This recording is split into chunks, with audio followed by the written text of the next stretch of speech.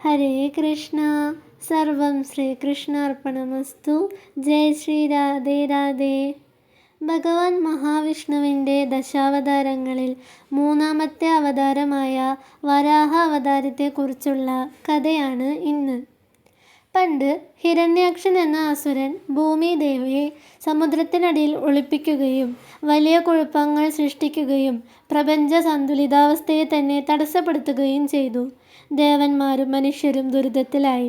അവർ ഭഗവാൻ നാരായണനോട് സഹായം അഭ്യർത്ഥിച്ചു. ലോകത്തെ രക്ഷിക്കാൻ ഭഗവാൻ മഹാവിഷ്ണു ഒരു വരാഹത്തിൻ്റെ രൂപമെടുത്തു. വരാഹദേവൻ ഘോരമായ ശബ്ദത്തോടുകൂടി സമുദ്രത്തിനടിയിലേക്ക് ഇറങ്ങി. വരാഹദേവൻ ഹിരണ്യാക്ഷനെ കണ്ടെത്തി. അവർ രണ്ടുപേരും ഘോരമായ പോരാട്ടത്തിൽ ഏർപ്പെട്ടു. പോരാട്ടത്തിനൊടുവിൽ വരാഹദേവൻ ഹിരണ്യാക്ഷനെ വധിച്ചു. ശേഷം തൻ്റെ കൂർത്ത ദംഷ്ട്രകളിൽ ഭൂമിദേവിയെ സമുദ്രത്തിൽ നിന്ന് ഉയർത്തിക്കൊണ്ടുവന്ന് യഥാസ്ഥാനത്ത് പ്രതിഷ്ഠിച്ചു. അങ്ങനെ ലോകം വീണ്ടും പ്രകാശപൂരിതമായി. ഈ വരാഹാവതാരം ധർമ്മത്തെ സംരക്ഷിക്കുന്നതിനും അധർമ്മത്തെ ഇല്ലാതാക്കുന്നതിനുമുള്ള ഭഗവാൻ മഹാവിഷ്ണുവിൻ്റെ കഴിവിനെ എടുത്തു കാണിക്കുന്നു.